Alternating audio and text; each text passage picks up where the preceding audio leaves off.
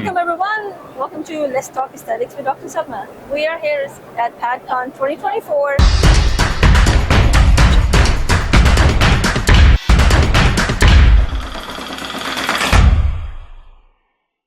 We're going to be talking to another dermatologist all the way here in UK. So let's welcome Dr. Omar. Welcome. Thank you, Dr. Salma, for having me on your podcast as well. Thank you. Thank you for giving us the time. So tell me a little bit about yourself, about your practice in UK, and you're here in Pakistan. What are we doing? Of course. So I'm from UK, raised in UK all my life, done all my training, went to medical school, primary school, you name it. Yeah. So initially I started off as a GP, as a family doctor. Then I subspecialized in dermatology afterwards, and then cosmetology, aesthetics at the moment. So in total, I have about 10 years experience. And now I'm happy to bring that experience to Karachi. So it's been 2 months now. My clinic in Karachi, under Dr. Omar Aurakzai Skin Clinic, is open. Nice. And very excited about it.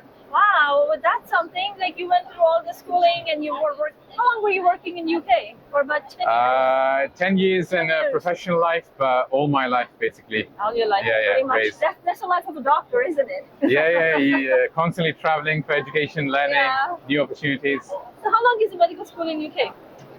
So it's 5 years. Yeah? 5 years is the basic medical school. And then these days, if you want to do an additional 1 year, it becomes 6 years. If you have interest in, for example, AI is big now. Yes. So a lot of people do an extra year in AI technology. So it's 6 years. And then you do 2 years afterwards as foundation doctor. And then you pick your specialty afterwards. Yeah. So it's very The robust. major part of your life you spend pretty much studying. The best part of your 20s. No, the best is yet to come. Yeah, that's what they say. Your 30s are your 20s all over again, but more experience and more money. Exactly. Yeah. Exactly, right? So how is the experience in Pakistan? It's a learning curve every single day. Yeah. Everything is new to me. So I'm learning from a lot of doctors, a lot of patients, and a lot from people as well. It's a new lifestyle, but I'm enjoying it. Yeah. It's tough, but I'm enjoying it. Well, that's good as long as you're enjoying it. So you're now living here for the last 2 months. Yeah. 2 months I'm living here, but I'm planning to go back and forward to the UK Yeah. in between because my family is there as well. So I need to go visit them as well. Okay. How do you like Karachi? Karachi, I love the sea there, Yeah. the ocean. It gives you that sense of freedom. So I love Karachi, and it's a diverse city as well. And now coming to Lahore as well, I'm beginning to like Lahore as well. People are fun here in Lahore. Yeah, the food, liveliness. Yeah. So you feel the freedom and the variety also in your practice? Yeah, the clients here are completely different. Yeah. How's that? The mentality is different. It's more on result orientated as well. Obviously, you have to be very good at what you do, and then back up what you offer to the client as well. In UK, there's a lot more awareness. Same in America, I'm sure. Yes. The clients, they're more aware of what the latest treatments are. In Pakistan, education is lacking a bit.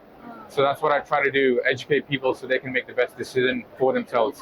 Absolutely. Education So is a must for exactly. sure. So give them the least invasive and the most invasive, and then according to their budget, what they wish for, then together we can decide. That's amazing. So you have a practice in Birmingham. Yeah, so that's my original first from where it started, Birmingham. Then expanded to Harley Street in London, and then a third one in Stafford, which is in the middle of England. So you're like from one hub to another hub, basically covering all the Yeah, it's hectic. things that it is. And now in Karachi, where Yeah. most of my time is taken at the moment. What is the most, like people coming in Karachi especially, what is your most common client, like patient? What kind of complaints in dermatology? Most requested is pigmentation and scarring. Okay. But there's incredible crave for skin brightening. Yeah. A lot of people, Unfortunately. a lot of It's people, true.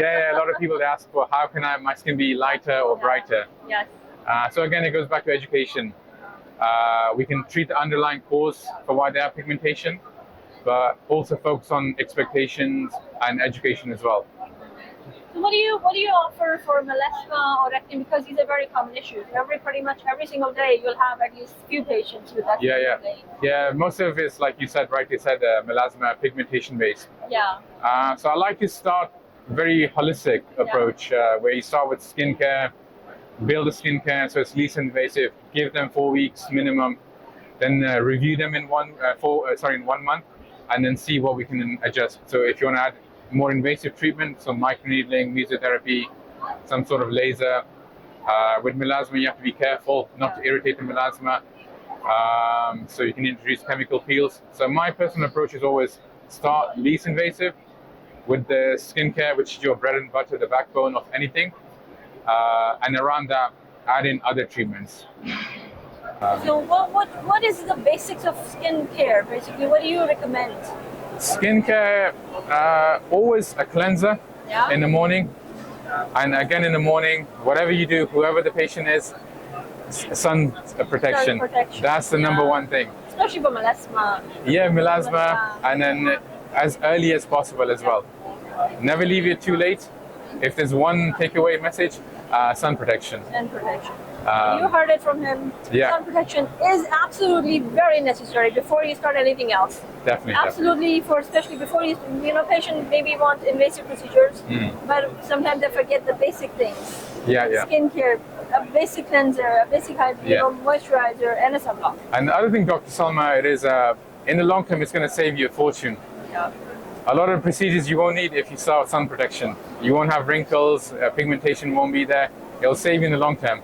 So for them to understand that, why do they need sunblock?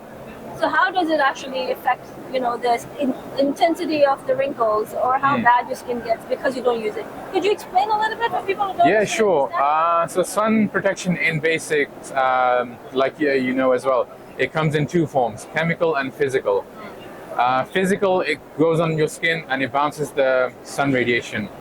With chemical, it absorbs, it turns into heat, then that reflects. Whichever one you choose, the main aim is it prevents the UVA, UVB rays from hitting the collagen, the fibroblasts, the dermal layer of your skin.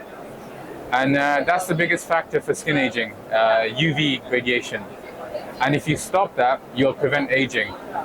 So when you reach your 30s, your 40s, you look like you're in your 20s because that damage is prevented. And another important thing is people in their teenage years, especially in Pakistan, they'll play outdoors, they'll be exposed to that sun radiation. And in their 20s, they'll start sun protection. But importantly, you have to remember that exposure they had in their teenage years, that's still going to show in their 30s. Yeah. There's no hiding from that. Once you're exposed, it's going to come eventually. But sun protection is going to delay that or prevent that. Absolutely. So do you have any preference from physical versus chemical sun protection? So that's a great question. Very good question. It depends on the client selection. Physical, as you know, it leaves a white cast. Yes. And chemical, it can cause a bit of irritation, but it's very light. Why is that? What is the difference in those? Physical, it has iron oxide, titanium dioxide, so heavy products, and that's what creates the barrier. And the modern physical sunscreen, they're very good at preventing that white cast on your face. So people with sensitive skin, I go for chemical ones. I go with physical. Yeah, and people with normal or combination skin go with physical. Chemical is for people with normal skin because there is a reaction risk. So it can really get more absorbed in your skin. Yeah, exactly. Yeah. So sensitive skin, you have to be a bit careful. Okay. Yeah. If you're looking for just strictly a barrier and more sensitive skin, go with the physical sunscreen. Otherwise, you can use a chemical one. Yeah. If you have sensitive, then avoid chemical. I think in Pakistan, most of the sunscreens are chemical sunscreens. There are very few limited physical sunscreens. So. And again, it's good to know the differences. Yeah, you have to balance it to your client. Absolutely. Exactly, yeah. So that would be, seems like that is a take-home message. If you want to slow down aging, if you want to have great skin, and not necessarily have a lot of expensive procedures, start with the sun care and start with sunscreen. Yeah, exactly. The best things in life always take time.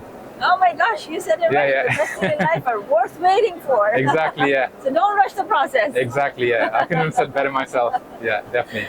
All right, thank you so much. We hope you stay in Pakistan. No, it was a pleasure. Once again, thank you so much for having me on your show.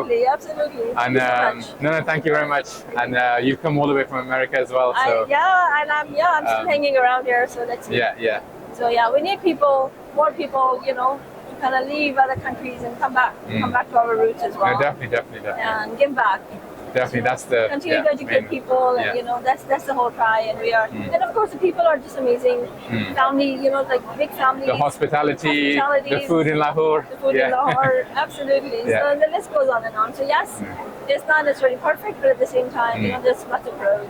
Definitely. And that's what has brought me here. I think that's what brought you here as well. No, definitely, and that's why we're collaborating to make a positive change. Absolutely, and we will continue to do that.